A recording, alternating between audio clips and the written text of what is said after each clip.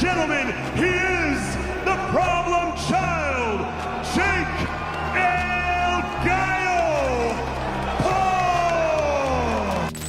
Making his entrance to the ring, the challenger, AJ Anthony Joshua!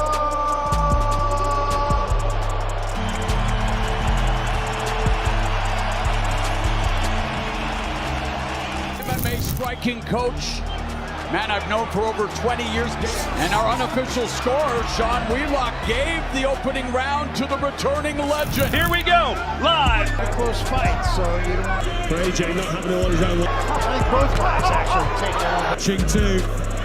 Body by Paul. There's the left hand. Got it fairly wide, haven't you, Carl? I know Tony Bellew has too. I've seen Anthony Joshua so fast. Left, right, comes To it, his age. Yeah. He's been pretty busy. Look at it. That's half. Anthony Joshua. The Joshua. Answers with the right hand. Oh, good Uppercut there. Joshua misses with the right hand. The Jake Paul vs. Anthony Joshua fight played out like a slow-burning heavyweight drama, the kind where every second feels heavier than the last and nothing comes easy. Anthony Joshua, as we all know, never been down, amateur or pro. But there's some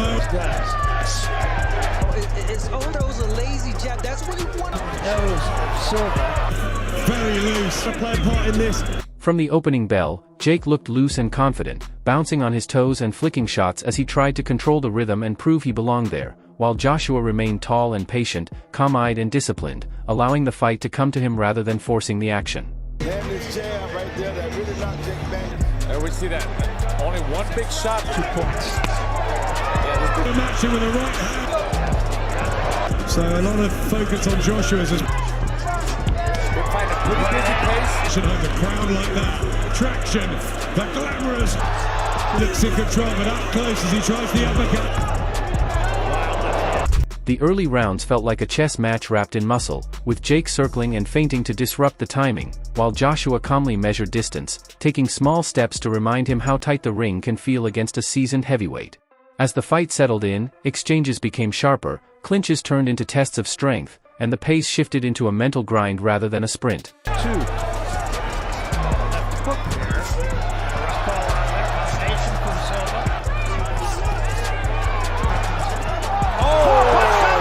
Jolting right hand sends Joshua down. Anthony Joshua floored and hurt here in the 6th round. You could feel the crowd tighten every time Joshua planted his feet, and you could sense Jake digging deep as the pressure closed in, refusing to panic and refusing to fade. Midway through, the fight shifted into something rare, less about proving narratives and more about surviving moments, managing fatigue, and making the right decisions under stress. Neither man rushed, neither man folded, and every round felt like belief clashing with experience in real time. Very loose. To play a part in this. And this jab right there that really knocked Jake back. There we see that. Only one big shot, 2 points. Matching with the right hand. So a lot of focus on Joshua's. We're fighting a pretty busy pace. Should hold the crowd like that. Traction, the glamorous. By the later stages, sweat, breath, and willpower told their own story, with both fighters leaning on composure as much as power. It wasn't flashy or reckless, just controlled intensity, ambition colliding with heavyweight reality, leaving the arena buzzing not because of one defining moment, but because the fight itself posed a question only the ring can ask and made everyone stay to hear the answer. That ring, it's a dangerous place to be and anything can happen. And you hope your opponent leaves the ring safely, but if they don't, you know, you still have to go to bed at night knowing that you just done your job. It wasn't personal. I mean, yeah, look, I mean, it is a big task, but I mean, if this fight were 14 months ago or whatever, however many months ago you had the belt, then when I win, it would have been me becoming the heavyweight champion of the world. So you would have beat me for the belt.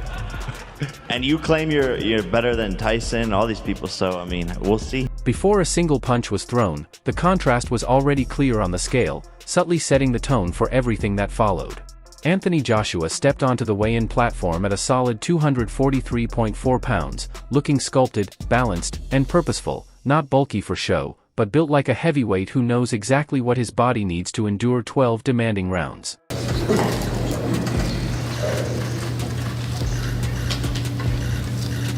a few. 243.4. 243.4. 243.4 for Mr. Anthony Joshua. 243.4. I'm gonna need all media to scoot back this way, guys. All media, scoot back. Security, help me out. There was no excess or theatrics, just the familiar presence of a man comfortable carrying size, strength, and expectation at once. At that weight, Joshua looked optimized for control and durability, heavy enough to assert physical authority, yet composed enough to move with patience instead of forcing moments. It felt less like a flex and more like a statement that he came prepared for real work, not spectacle, understanding that at heavyweight, structure and stability matter as much as power.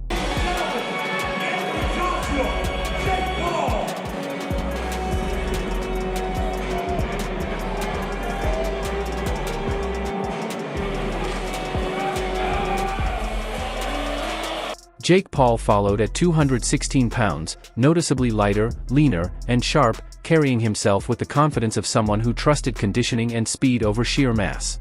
His weight reflected an approach built on mobility, rhythm, and endurance rather than brute force, signaling a game plan centered on movement, timing, and belief in his gas tank. 216.6. Yeah! Absolutely dialed! You listen to me, brother! When the ring bells, I'm coming in there and I'm coming on his ass! You know who I are! I are him! Let's go! At 216, Jake looked athletic and ready, not overwhelmed by the size gap, but fully aware of it, choosing efficiency over bulk and precision over presence. That difference on the scale didn't feel like a weakness, it felt like a calculated gamble, rooted in the belief that preparation, speed, and confidence could help bridge the gap against a much heavier man. Together, those numbers told their own story before the bell ever rang. Two bodies, two philosophies, sharing the same ring with very different ideas of how the night would unfold.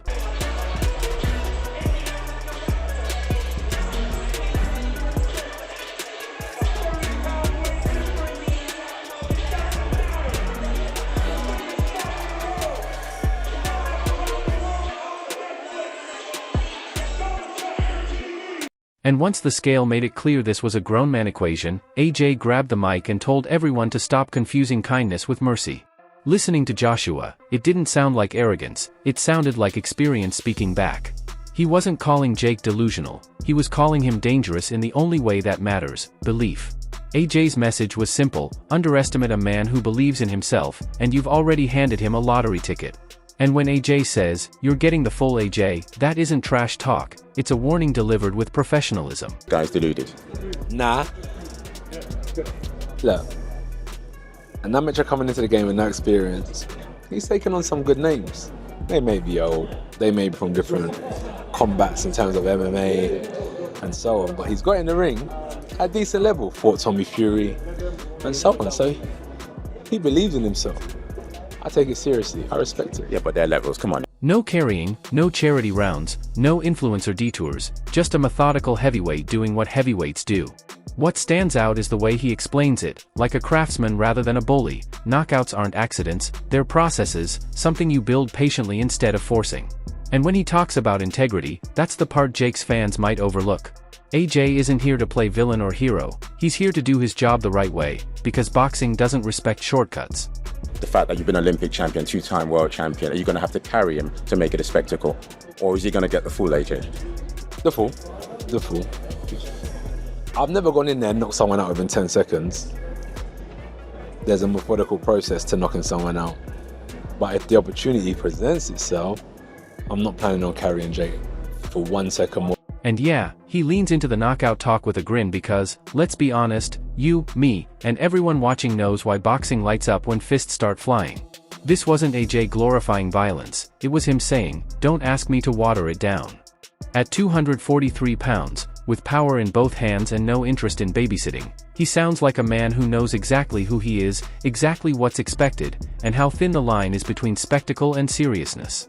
And trust me, when a heavyweight speaks this calmly, this clearly, and this unapologetically, that's when you stop laughing and start paying attention. AJ, they want you to win by knockout. What do you make of that? People here in the States as well. I love him. That's what we gotta do. That's what we're supposed to do. From the days of watching Mike, whether it's Foreman, Shavers, why do people love boxing?